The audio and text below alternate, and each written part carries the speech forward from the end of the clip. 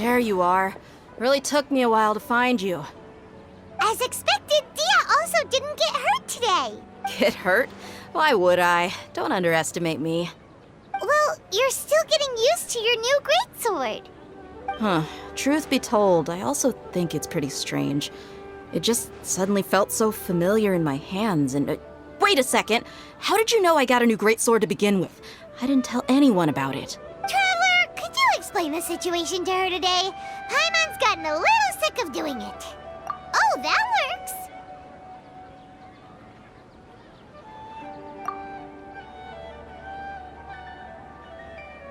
What happened to you guys while I was gone? Did you get brainwashed by some cult? Don't think too hard about it. Just take what we're saying at face value. All right then, let me get this straight. You're telling me that my body's already gotten used to this greatsword, but my brain just doesn't remember it? Yes, your memory's being erased every day. Then I'd have to disagree. That's impossible. Oh? Why do you think that? If we've actually been reliving the Sumeru's festival day after day, then what happened to the things we used, the money we spent, the food we ate? Common sense says my wallet should have emptied itself a long time ago. There's no way I wouldn't have noticed that.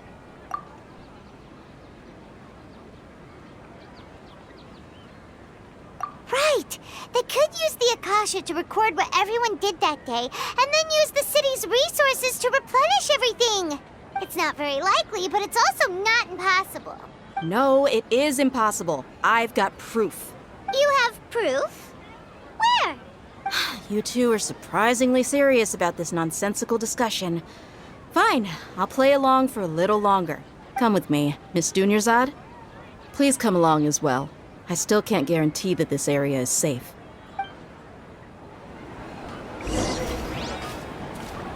Paimon can't believe it's Dia who wants to show us something this time. 2 days ago, we were the ones taking her to see Dunyarzad. Keep up.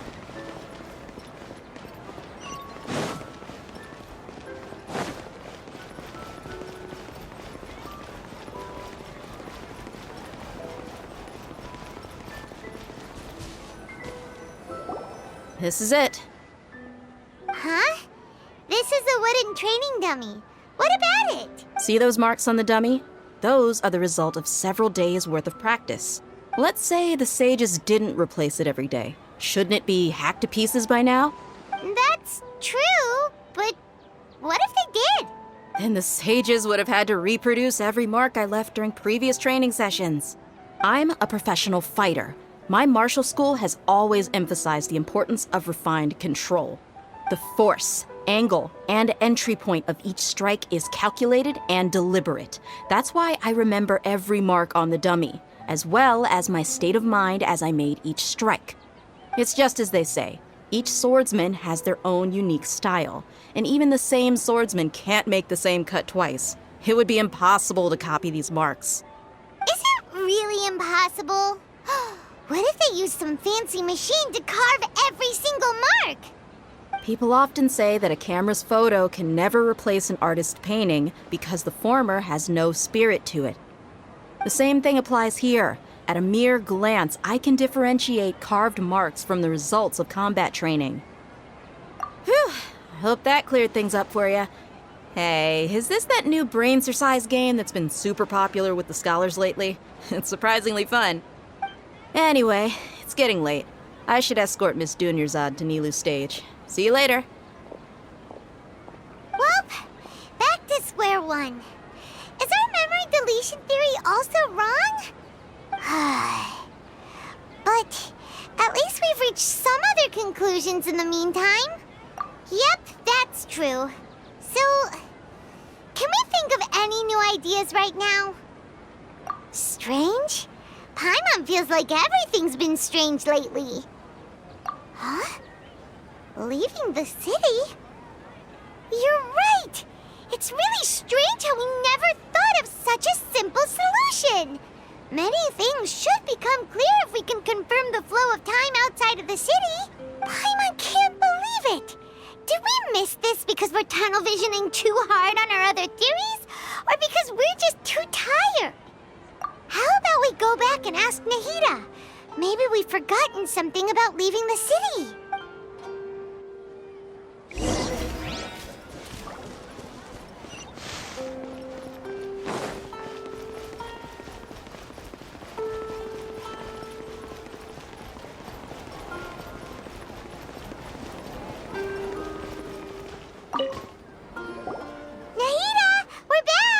You're back early today. Did you find something new? Sort of. We're mostly sure now that we're not in a time loop. And we also aren't in the real world. But at the same time, we have a new question. Leaving the city. As far as I remember, you've mentioned your plans to do that twice before. We did? But we don't remember anything. What happened after we talked about those plans? What did we say when we got back? Let me think. I don't think you ever actually told me what the outcome was. Oh, it's probably more accurate to say that both times you never came back the whole night. But you two sometimes stay out the entire night anyway, so at the time, I didn't think too much about it. It is true that sometimes we lose track of time during our investigations. Before we know it, it'll already be the next day. But still, neither of us remember anything about leaving town. Really? That's kinda strange. In theory, I should have already awakened all your memories. Yep, something here's definitely fishy. Let's get to the bottom of this tomorrow.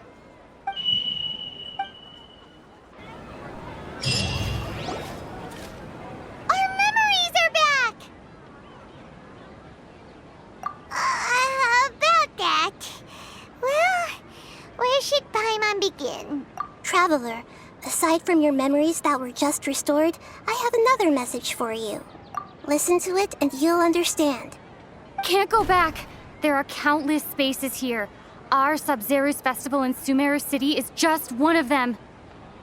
Traveler, you should be missing 2 days worth of memories. Paimon will fill you in. It's time to carry out our plan from yesterday. Okay, let's go!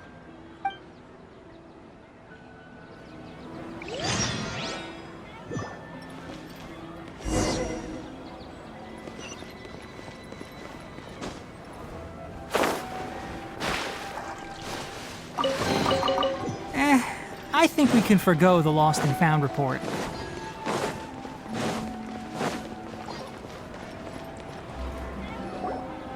Why can't we leave the city? What is the academia up to now? Don't ask me. It's not like I can tell you anything. This is a direct order from the Grand Sage. Just wait until tomorrow. I have a real emergency. My goods have already arrived at Port Ormos. If I don't hurry, they'll be stolen. That's your problem. Make sure you make a request in advance next time. But it's not like you can just predict business matters in advance. It looks like the Academia already announced a lockdown for Sumeru City today. How completely unsurprising. Let's go and question them. Hello, sir. Why can't we leave the city today? Here we go again. Don't ask me. I don't know either. We just received an order that no one is allowed to enter or exit Sumeru today. They didn't tell us anything else. Angering me won't get you anywhere. If I had that kind of insider info, I would have left this stupid post long ago. It looks like he really doesn't know. If we can't get anything out of him, let's take matters into our own hands. Why don't we climb over the walls? Those guards can't be everywhere at once. This is a good spot, and the guard hasn't noticed us at all. Let's hurry! Huh? Why? Are you going to leave Paimon behind? But what if things get really weird out there and you get into some trouble? Then Paimon won't be able to help you. Oh, Paimon knows that Paimon can't do much, but we've always been together, haven't we? Okay.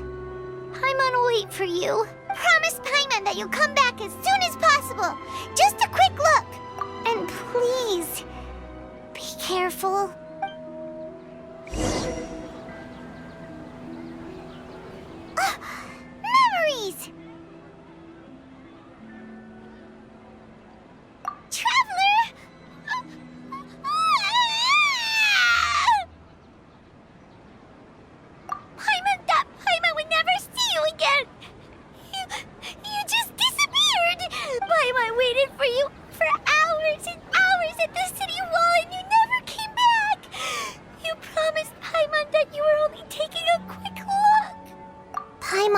down. She's here now. I don't think she understood what you were saying. Paimon doesn't care! Paimon wanted to go look for you, but you also said that Paimon should stay! Paimon was so worried and so scared the entire day!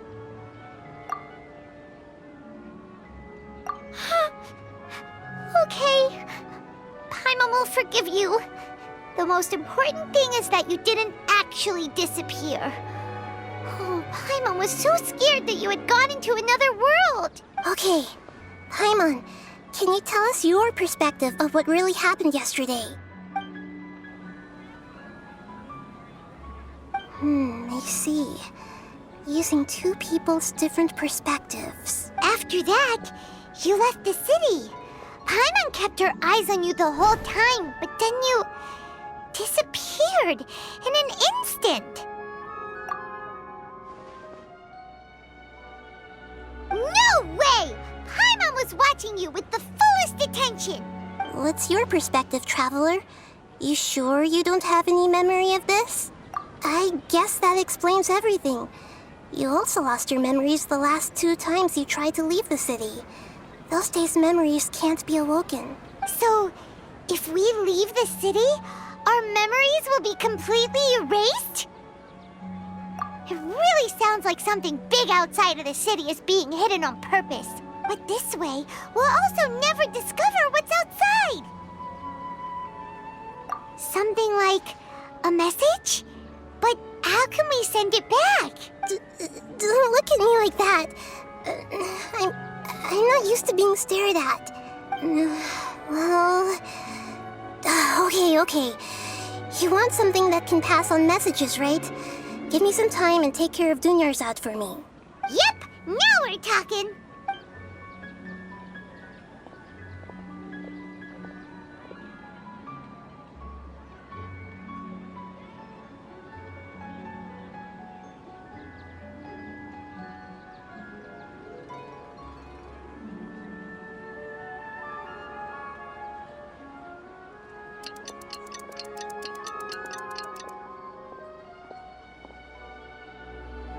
I'm done. Here you go. What? Isn't this just an Akasha terminal? I made some little changes. Akasha terminals are already capable of sending messages. I just tweaked it so that it could connect to any node. To make something like this? Nahida, you really know the Akasha like the back of your hand. Anyway, we can use this now to record a message, right? Yep. I'll help you save the messages. It should be pretty easy to use. I just can't guarantee the user's status and signal coverage when they're outside the city. We'll never know until we try. At least we're taking the initiative now. Let's go then. Let's expose those sages. All right. Paimon isn't as worried about being separated since it happened once yesterday. But Paimon still isn't happy about it. Okay, see you tomorrow, Traveler. That covers everything that's happened so far. Yes. Although the signal was choppy and had some interference, we still managed to receive 2 messages from you when you were outside. Okay, now that you understand what's going on, let's hear the messages together.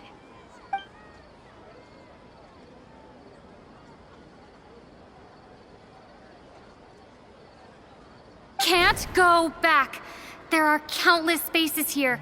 Our Sub-Zeru's festival in Sumeru City is just one of them. I've entered another space. Before me are flowing sandstone and howling fish. Impossible and surreal sights. All these spaces are empty, except for the occasional ones that contain mute puppets rather than people. I can't sense any human presence.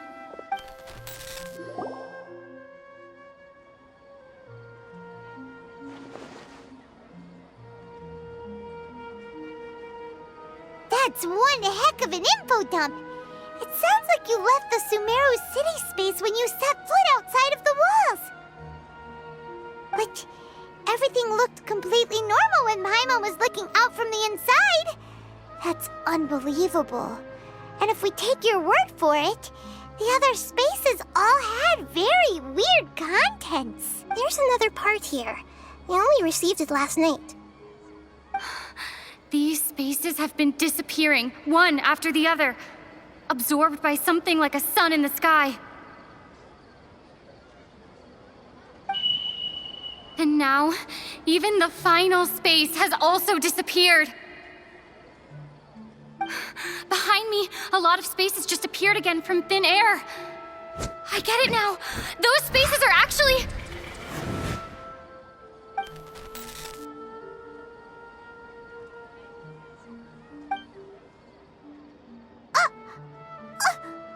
Why did the message end right there?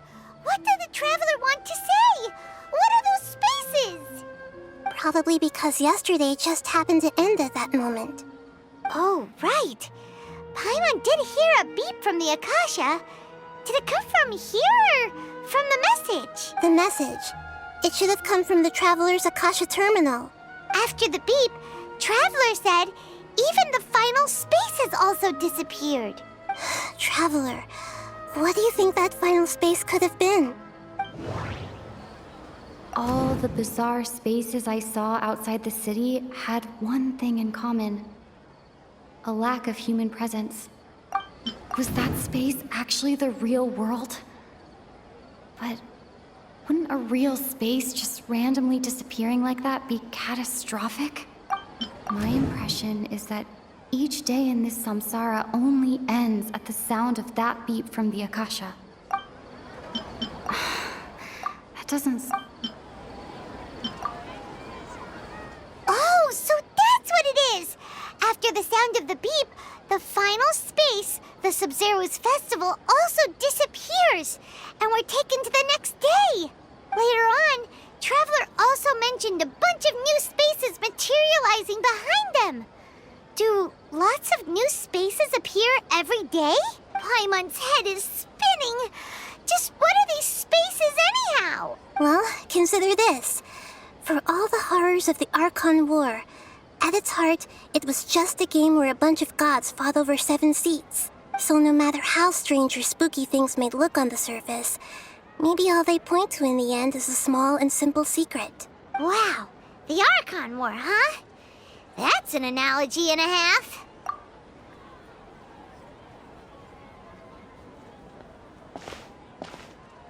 Hey, where are you going?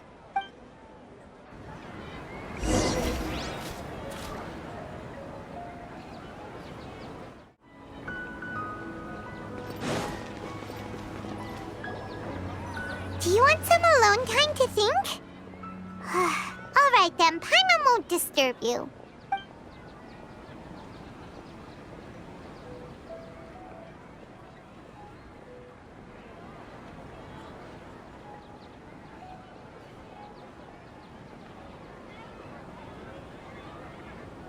The dance of Sub-Zeros is about to begin. I'm going to go watch it. Okay. Why don't you go ahead, Dunyarzad? We still have some other stuff to do first. Okay then. See you later. Have you figured it out yet, Traveler? Time is ticking away. Awesome! What is it? Paimon wants to know.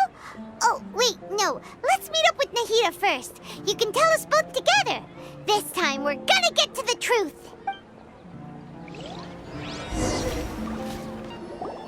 You're back! I've been waiting forever for you two. Judging by the looks on your faces, are you ready to take your Sub-Zero's exam and graduate from the festival? Okay, first off, have you discovered the hidden truth? Okay, Nahida said, the Akasha relies on the power of a gnosis to operate, as it is the manifestation of the God of Wisdom's power. It compiles the wisdom of the entire populace, and it grants knowledge to the people. We've already experienced the Sub-Zero's festival many times. All the bizarre spaces I saw outside the city had one thing in common: a lack of human presence. Those spaces remind me of dreams, like the one I had in the Avidia Forest, except These have no sign of human presence. The moon, illusions, and lies. What do they all mean? People in Sumeru don't dream. What a strange phenomenon.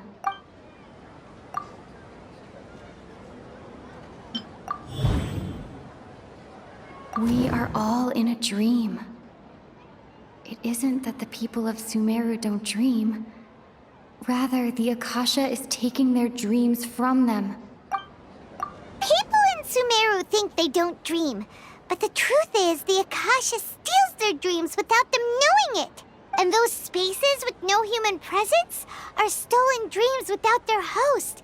That would explain why they sounded so weird when she was trying to describe them. Huh. So people in Sumeru do dream after all. In fact, we're all in one big dream together right now. Correct answer.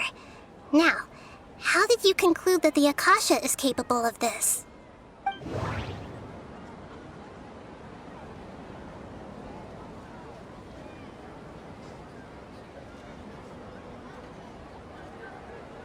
The Akasha relies on the power of a gnosis to operate.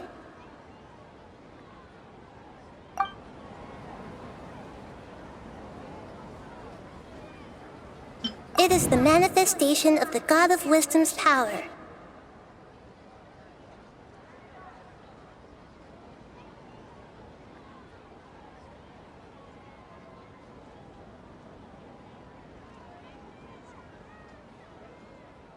It compiles the wisdom of the entire populace, and it grants knowledge to the people.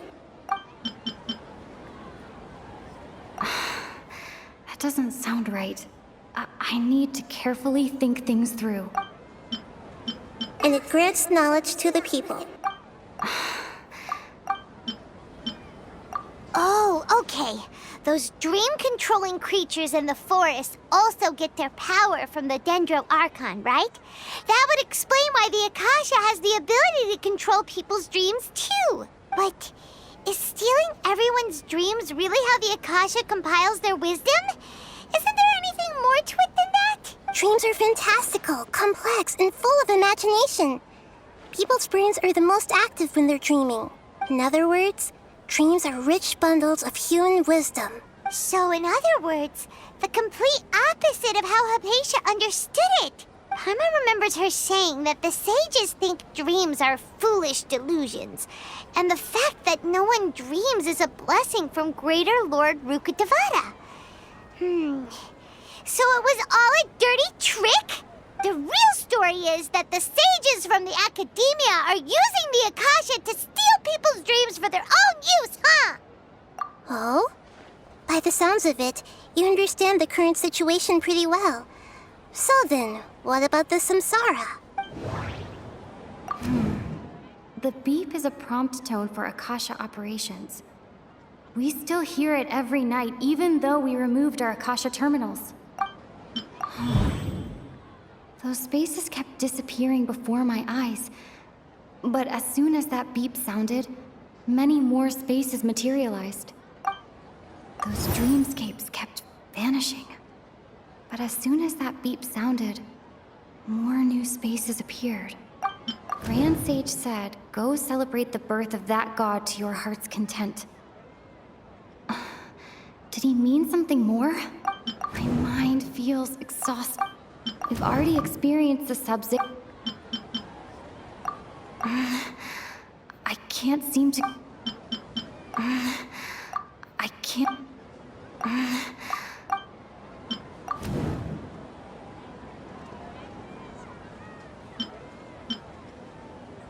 Correct. The Akasha is keeping each person's brain in a constant dream state, but also separating their consciousness from their own dream. Their disembodied consciousness is placed inside the collective dream of the Sumeru's festival along with everyone else's, while their now vacant dreams are harvested by the Akasha. No one is any the wiser as another day passes in the dream, and so begins another samsara cycle. People wake up to yet another dream about the Sumeru's festival. The dreams that belong to them are once again harvested by the Akasha, and so it continues. So, this is like a dream factory, and the Akasha is a dream harvesting machine. Did Paimon get that analogy right? Very good, Paimon. Using analogies well is an excellent habit to get into. Okay, so that beep we keep hearing is actually from our real-life Akasha terminals. Taking off our terminals in this dream doesn't do anything. All right, last question. Who am I? They say that alchemical divination is the Dendro Archon's divine revelation. So then, if Nahida has referred to herself as the moon, now that I think about it, wasn't illusions a hint that we're all dreaming? Now that I think about it, wasn't illusions hinting at the sage's deception of Sumeru's people? So you noticed. I thought that one would be the hardest question. That's why I put it last. That wasn't hard at all. Even Paimon guessed that. Everything about you is different. We just didn't want to expose you is all. Now that you mention it, Nahida, you've been hinting to us since the very beginning. It's funny. Thinking back to when we were asking all over the place for info about Lesser Lord Kusanali. Paimon didn't expect to meet you like this. Yes, those can wait until we're back in real life. On the other hand, I'd be happy to answer any more questions you have about here and now. You asked me this question before. My answer was, it would literally blow your mind. Now that you know this is all a dream, this answer should hopefully make more sense. Have you heard the saying, don't wake a sleepwalker? Likewise, if someone suddenly had told you all this instead of you learning it on your own, your notion of reality and dream would be thrown into irreversible confusion. I couldn't expose you to that kind of risk. That's why I could only give you very subtle hints and some suggestions. Long story short, I'm really sorry I had to keep you guessing. Firstly, this dream we're in is completely based on reality. People have already experienced this Sumeru's festival, so it would be very difficult for them to find anything that strikes them as surreal. Secondly, you're probably wondering why people don't have any memories from earlier samsara, right? That's because people don't remember their dreams most of the time anyway. And in any case, their actual dreams are being taken away from them by the Akasha. So whenever they wake up in this dream of the Sumeru's festival, they don't remember anything from their previous identical dream. That reminds Paimon. Traveler had a dream when we were in the Avidia forest, but couldn't see what it was about after waking up. Is that an example of what you mean? Yes. Only after receiving the blessing of Dendro can a person gain the Dendro element's dream-enhancing power. That explains the feelings of deja vu. Meanwhile, everyone else has no idea that they are in the Sumeru's festival samsara, while their dreams are stolen from them over and over again.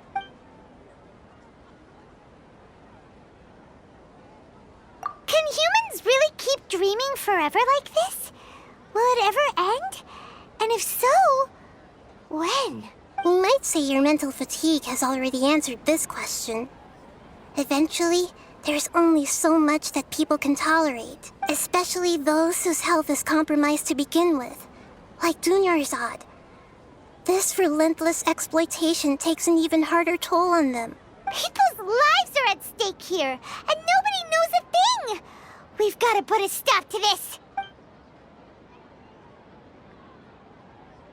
I know, right? Why did they have to base this dream on my birthday? Could it really just be a coincidence? Even you don't know the reason? Wow, now that's strange. The Academia sages are determined to harvest lots of dreams in a short time, no matter the cost. They have to be up to no good. Unfortunately, I don't know anything about it. Traveler, do you have any information? Those spaces remind me of dreams, like the one I had in the Avidia forest. Okay, Nahida said, the Akasha relies on the power of a gnosis to Grand Sage said, go celebrate the birth of that god to your heart's content. Celebrate the birth of that god? Could Could it mean...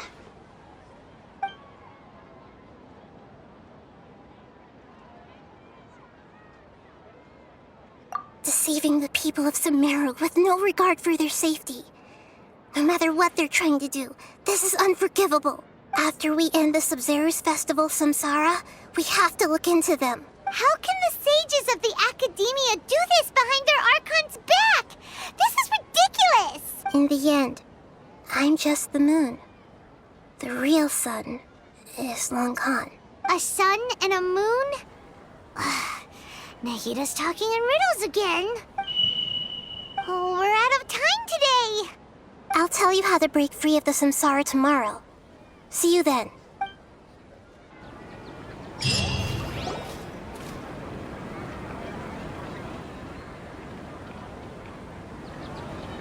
Good morning, Nahida.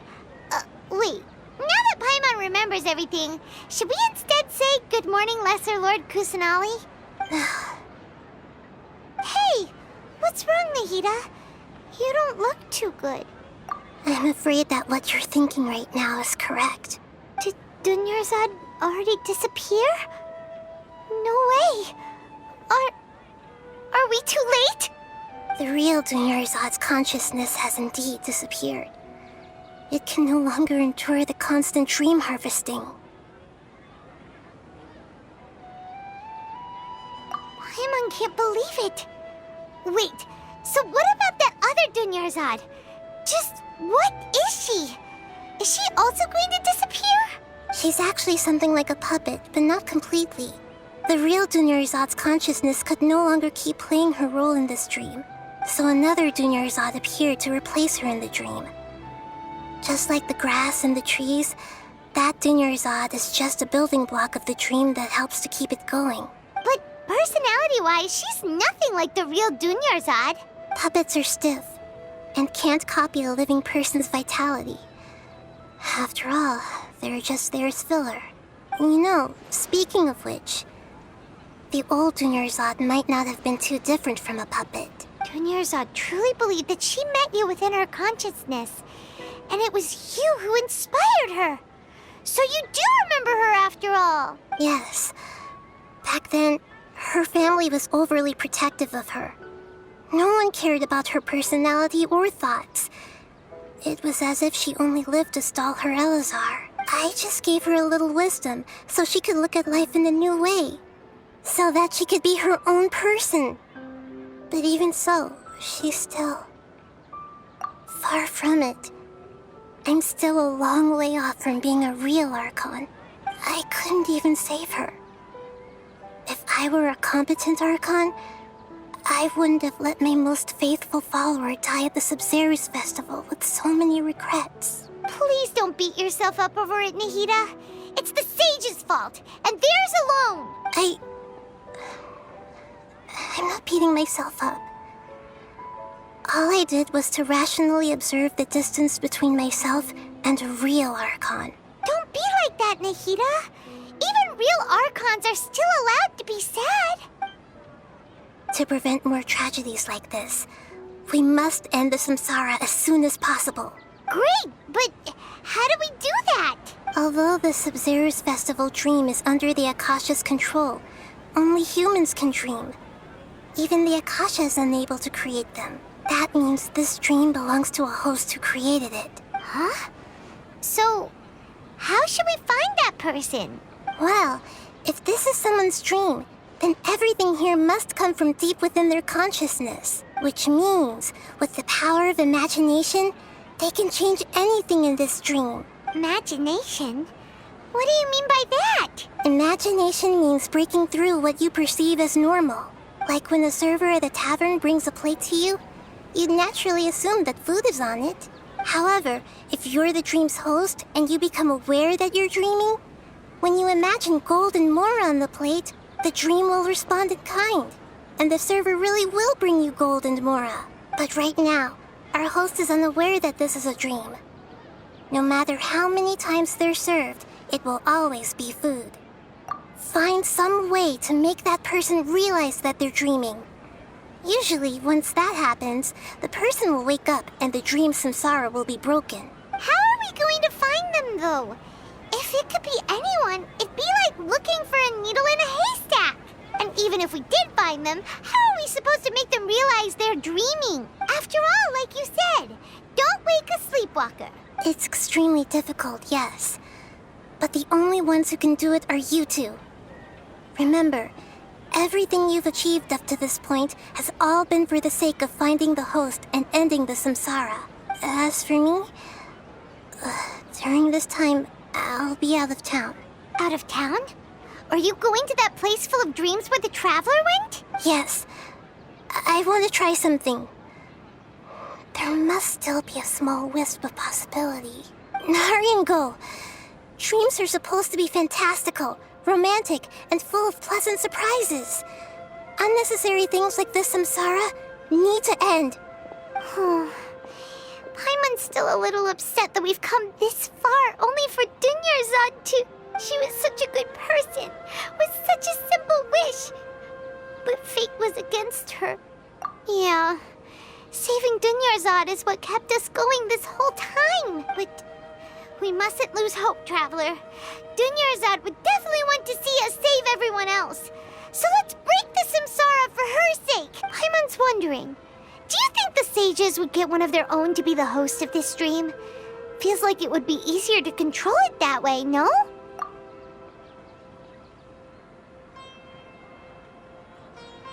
Huh. That's true. Plus, the sages probably weren't counting on there being other factors beyond their control, like Nahida and us. So, who do you think the host of the dream is? Oh, that would make sense. Ferris, the Knight of Flowers, is a symbol of the wholesome Zeru's festival, right? Pretty core character. Let's go ask him some questions, shall we?